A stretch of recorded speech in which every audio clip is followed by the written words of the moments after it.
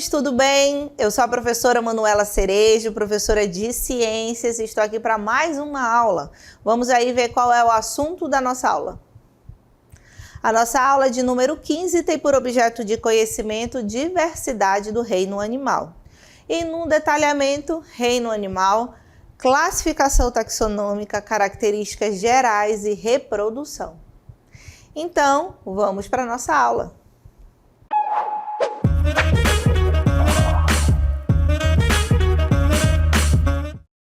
E é um tema muito legal, né? Falar sobre reino animal. Então, vocês viram que o reino animal é um reino muito diversificado, formado por inúmeras espécies, né? E para tentar organizar, nós temos aí os filos que fazem com que eles se unam a partir das características que possuem, certo? E o primeiro deles que nós vamos falar é o molusca, que é representado pelos moluscos, certo? Então, os moluscos pertencem ao filo chamado molusca. Esse filo é um grupo diversificado de invertebrados marinhos, de água doce e também terrestres. Eles são caracterizados por ter corpo mole e muitas vezes protegidos por conchas calcárias, como a gente observa aí na nossa imagem.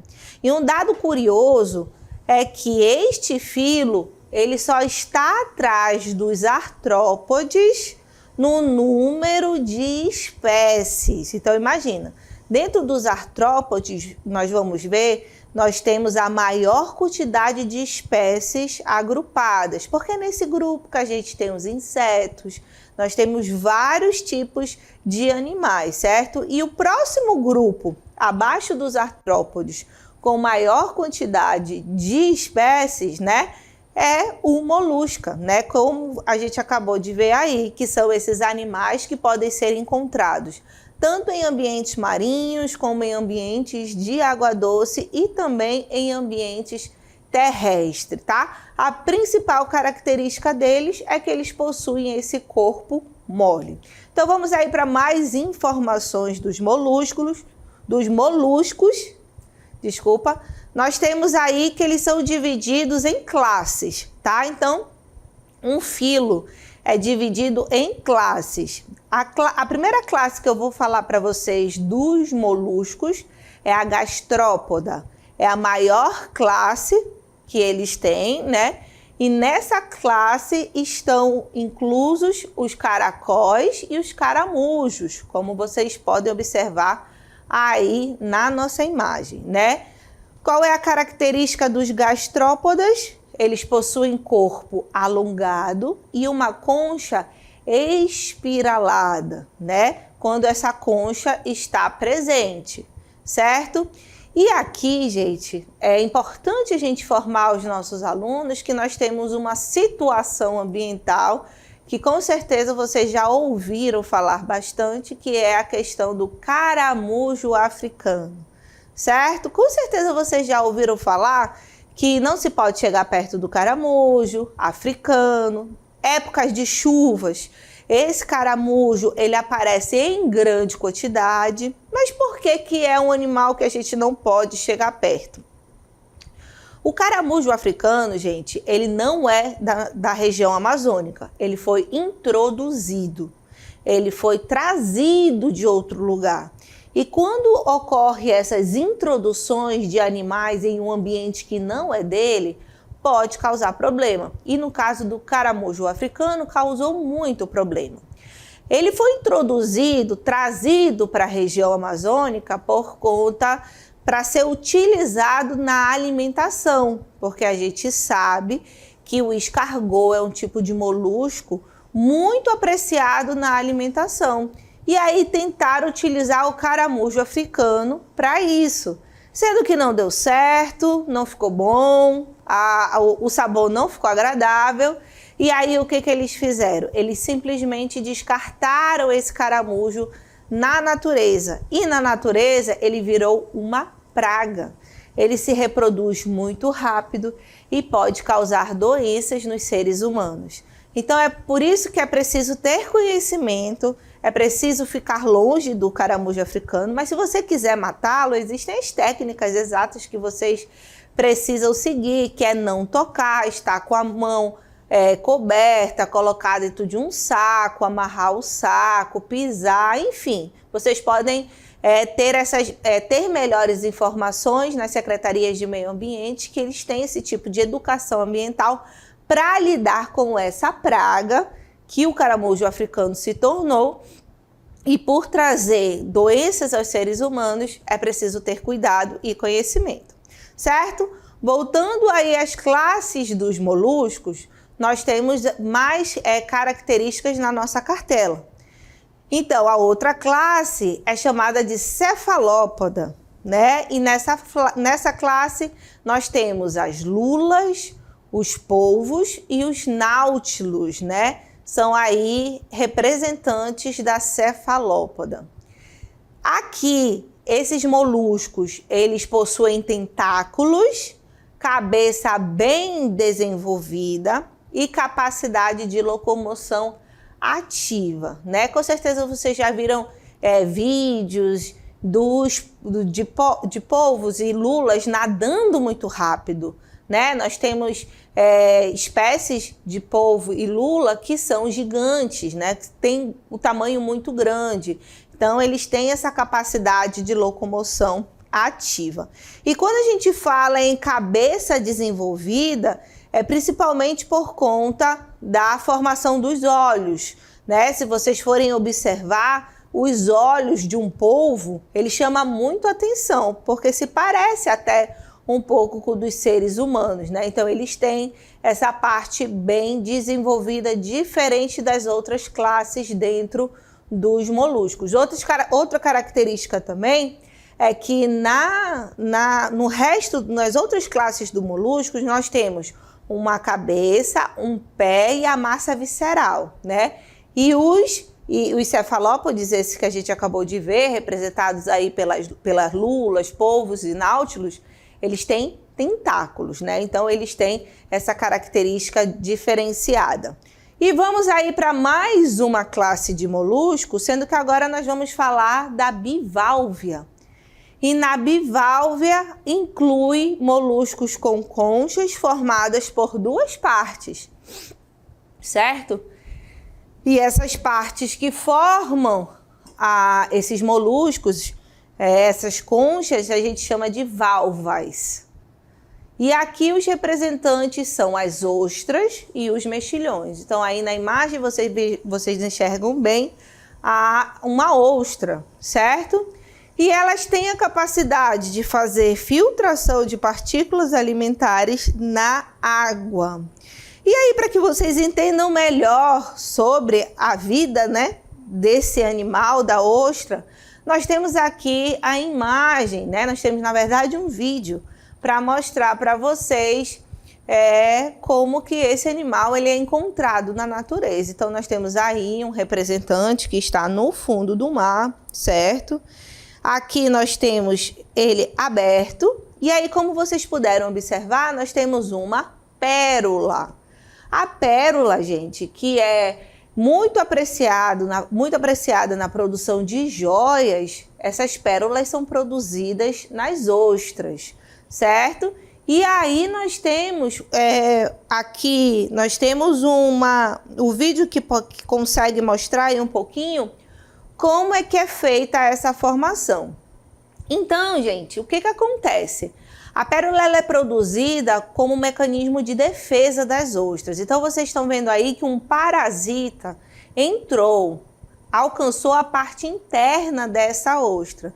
Para a ostra se proteger internamente, para que aquele parasita não faça mal a ela, ele faz essa produção aí, ó, de madrepérolas, envolvendo o parasita para tentar neutralizar esse perigo para ela, certo? E pode ser um parasita, pode ser uma areia, pode ser vários... o que ela filtrar ali, que não for bom, e ela detectar que aquilo não é bom e que ela precisa se proteger daquilo, ela se protege dessa maneira, formando aí as pérolas, né, que são muito apreciadas na produção de joias, né? E aí a gente se pergunta, mas professora, é muito complicado para conseguir essas pérolas? Sim, gente. Como vocês podem ver, é uma produção natural desses animais, né, que são as ostras. E aí existem duas maneiras de conseguir as pérolas para fins comerciais, né? Naturalmente pode levar até 3 anos para você ter uma pérola formada e ser retirada sem danificar a ostra. Então é algo muito mais difícil de conseguir e é por isso que as pérolas mais naturais possíveis, que são dessas ostras que são encontradas no fundo do mar, elas são mais caras. Mas hoje existe o cultivo de ostras para ter uma produção maior de pérolas, o que ainda torna a pérola cara, porque não é um cultivo fácil, né? Essas ostras, elas são colocadas em redes no fundo do mar, mas elas vão demorar um tempo, né, de 2 a 3 anos para se formarem. Então, todo o cuidado que se tem para retirar a ostra, para depois retirar a pérola sem matar a ostra, porque se trata de um animal, tudo isso requer muito cuidado e muito conhecimento, e por conta de todos esses cuidados, que a pérola se torna algo caro no mercado, tá? Então, a pérola que é produzida aí nas ostras, que são representantes dos moluscos, certo? E vamos agora conhecer um pouquinho mais sobre a estrutura corporal desse animal. Então, como eu falei para vocês, o corpo é dividido em cabeça, pé e massa visceral, na maioria dos moluscos, né? Lembrando que a gente tem a exceção dos cefalópodes, né? Que são o polvo, a lula, o náutilo, que são animais marinhos que, ao invés de pés, possuem tentáculos, certo? E tem uma variedade na forma e no tamanho de suas conchas. Então, nós temos aí essa estrutura básica, né? Podemos dizer assim, do molusco, que o que é importante a gente falar é que na cabeça nós temos a parte mais importante, né, que tem a parte sensorial desses animais. Esses tentáculos aí, eles vão permitir que os animais eles se encontrem, né, no ambiente em que eles estão. Então, eles têm essa importância, principalmente nessa parte do corpo deles, que é a cabeça. Mas só de olhar todas essas partes que tem na imagem, a gente consegue observar que ele é um animal que já vai ter um sistema digestório rudimentar, mas ele tem, né? A gente já consegue perceber que já tem aí, nós já temos características de um animal que está querendo ser evoluído, certo? Falamos dos moluscos e agora nós vamos para outro filo, que são os anelídeos, né? Então, neste filo, nós encontramos animais que possuem corpo segmentado, com anéis repetitivos ao longo do seu comprimento. Então, a gente observa bem essas divisórias. Vamos dizer assim, quando a gente fala corpo segmentado, é como se ele tivesse dividido. Então, na minhoca, como vocês podem observar aí na imagem, nós percebemos esses traços que são os segmentos, né? Nesse filo nós temos minhocas, sanguessugas e poliquetas marinhos, né? Esses animais, eles são amplamente distribuídos em ambientes aquáticos e também terrestres, certo? Dentro desse filo, nós temos uma classificação, né? Como a gente pode observar na nossa próxima cartela. Seguindo o critério da presença ou ausência de cerdas, podemos dividir esses animais em 3 grupos. Os poliquetas são animais anelídeos que destacam-se por apresentarem uma grande quantidade de cerdas. Os parapódios atuam promovendo a locomoção e respiração em algumas espécies. Os poliquetas, eles são exclusivamente marinhos, né? Eles são encontrados no mar, que é este animal, este anelídeo que você pode observar aí na imagem, certo? Outro grupo dentro dos anelídeos, nós temos aí os oligoquetas, né, que destacam-se por apresentarem poucas cerdas em seu corpo. E esses animais, eles apresentam um sistema digestório adaptado para uma dieta de matéria orgânica em decomposição, certo? E o principal representante dos oligoquetas são as minhocas, né? Então, temos aí mais um vídeo para vocês perceberem bem esse corpo segmentado que as minhocas possuem, né? Temos aí uma minhoca comum, né? Fácil de ser encontrada. Então, esses segmentos também são chamados de anéis. Nós temos essa parte da minhoca mais diferenciada, que é o clitelo. E nós temos também essa diferenciação de boca e ânus neste animal, né? E uma coisa que é muito importante da gente falar na minhoca, gente, é quanto à fertilização do solo. No caso aqui, essa imagem que a gente está mostrando é a reprodução deles, né? Mas o que é importante a gente falar da minhoca, gente, é a questão da fertilização que as minhocas produzem por meio dos buracos que elas criam no solo, que permitem com que o ar entre, né? E como elas se alimentam de matéria orgânica, elas servem para aquele solo como adubo. Então, elas tornam o solo mais fértil, porque elas estão se alimentando e as fezes produzidas acabam deixando aquele solo mais apropriado para a produção, né? Então, nós temos aí na nossa cartela a importância das minhocas, né? Quanto à ciclagem da matéria orgânica, né? Então, as minhocas, que são esses animais, esses adelídeos, elas desempenham um papel vital na decomposição e na reciclagem da matéria orgânica. Algumas espécies são indicadoras de qualidade de solo e água. O que quer dizer indicadoras de qualidade? Indicadoras de qualidade quer dizer que naquele local, se aparecerem minhocas, é uma boa situação, tá? É algo bom, que está indicando que tem qualidade naquele solo, certo? Então, é por isso que as minhocas, elas são muito importantes quanto à ecologia e quanto à ciclagem dos materiais, que a gente sabe que esses materiais, eles vão passar por todo esse processo, certo? Falamos das minhocas e agora nós vamos falar de outro anelídeo que também é muito conhecido, que são as sanguessugas, né? Então, as sanguessugas não possuem cerdas e elas estão incluídas no grupo que a gente chama de hirudíneos, certo?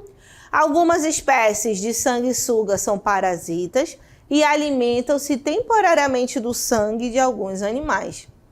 Então, elas se alimentam de sangue, são hematófagas. Quem se alimenta de sangue é hematófago. A sanguessuga foi por muito tempo utilizada na medicina e em alguns casos ainda é utilizada para ajudar para melhorar aqueles casos de sangue acumulado, certo? Então, quando existem hematomas muito grandes no corpo e aquele sangue está ali preso, acumulado, era muito comum a utilização de sanguessugas, se não tivesse outros recursos mais adequados, né? Era comum essa utilização de sanguessugas para tentar drenar ali aquele sangue, porque ela se alimenta de sangue, né? Mas no caso de não estar precisando, ter uma sanguessuga ali se alimentando do sangue, com certeza é algo ruim para aquela pessoa e é por isso que a gente chama também de parasita. Certo? Então, nós falamos aí dos anelídeos e agora nós vamos para o filo que possui a maior quantidade de espécies no reino animal, que são os artrópodes, né? Principal característica dos artrópodes, possui o corpo com partes articuladas, como as patas ou pernas.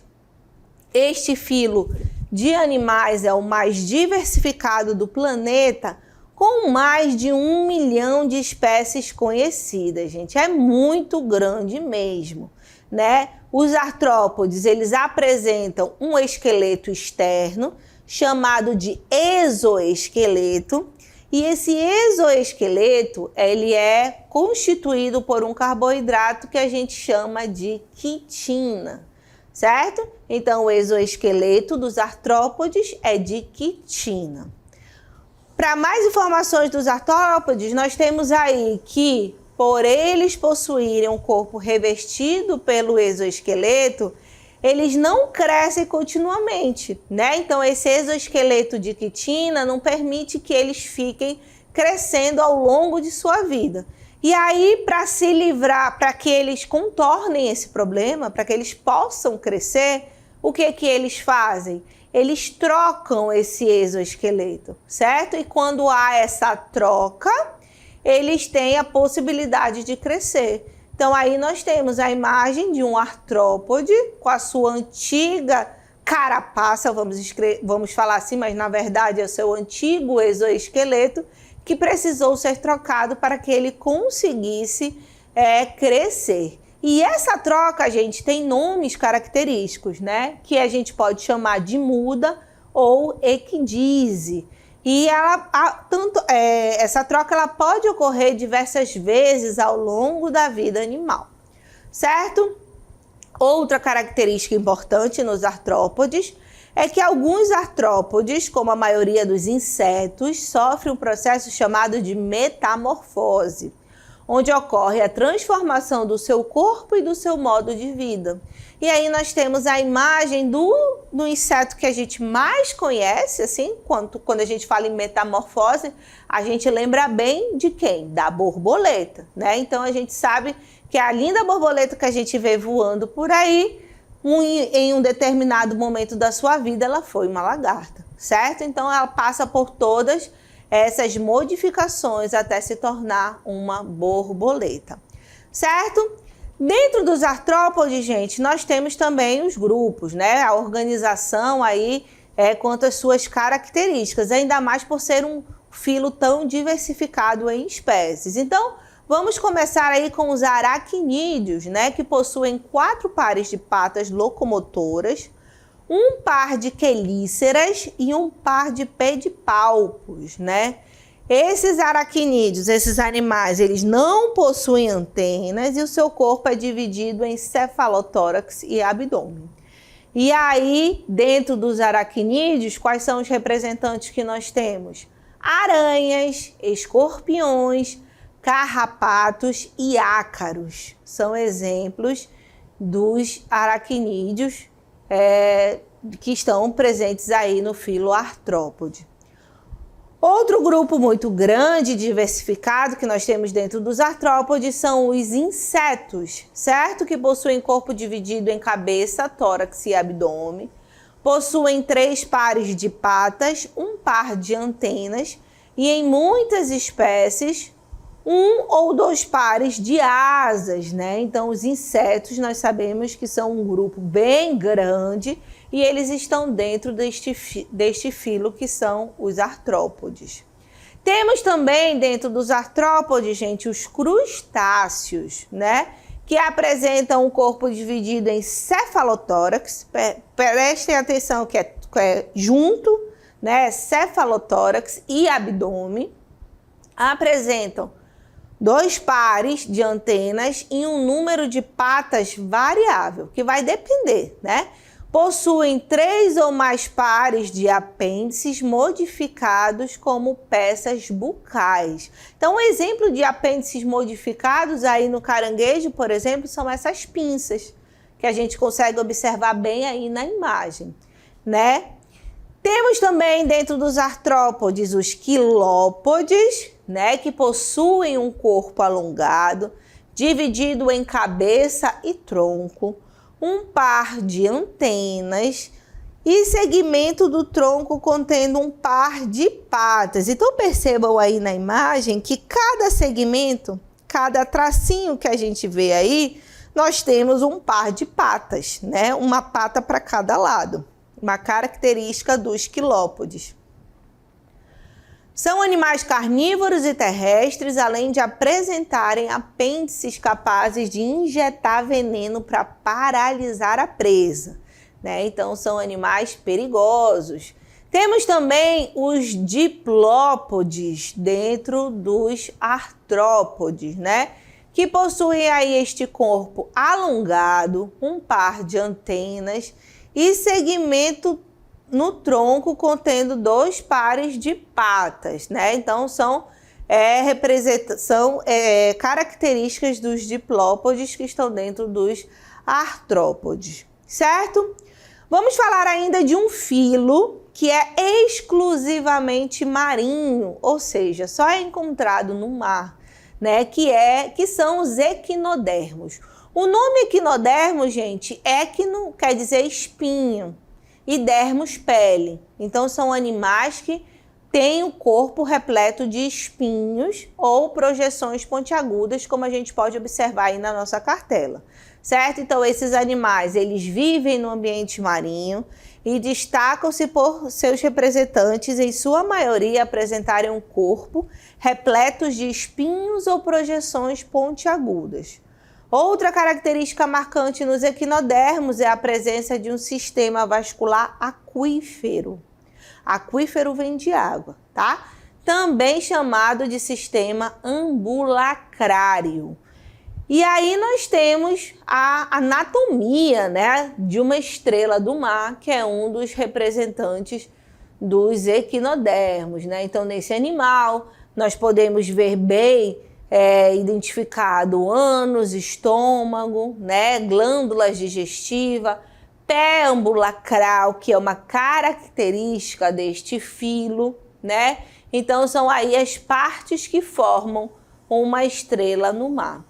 E os grupos, né, as classes aí dentro do filo equinodermos são asteroides, ofiuroides, crinoides, holuturoides e equinoides. Gente, não se preocupem quanto ao nome, não se preocupem quanto a todos esses nomes estranhos que a gente fala, né, na nossa aula. Como eu disse para vocês, no primeiro momento assusta, porque é o primeiro momento que a gente está falando, né, desses animais, mas depois fiquem tranquilos que depois vocês conseguem, com bastante estudo, com bastante empenho, já lembrar desses nomes e tentar identificá-los a partir das características que foram dadas aí na nossa aula, certo? Essa foi a nossa aula.